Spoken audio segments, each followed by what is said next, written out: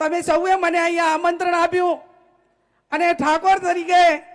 એક કોળી તરીકે, એક સમાજ તરીકે જ્યારે આવીશું ત્યારે હું આજે તમને એટલી ચોક્કસથી ખાતરી આપીશ, અમે બધા જે અત્યારે અમિતભાઈ ચાવડા બધા છે કે અમે જ્યારે જન્મ લીધો એ ટાઈમે ભાજપ કે કોંગ્રેસમાં નતો લીધો, અમે જન્મ ઠાકોર સમાજ કે કોળી સમાજમાં લીધો। જ્યારે કોળી ઠાકોર સમાજને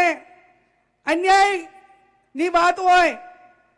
એને વસ્તીના ધોરણે કંઈક આપવાનું થતું હોય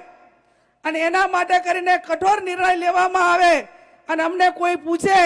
કે ગેનીબેન તમારા માટે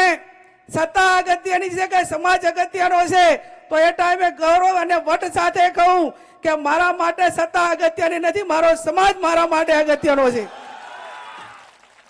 આ હું નથી કહેતી, અમને અમારા પૂર્વજોએ, અમારા વડીલોએ વારસામાં આપ્યું છે।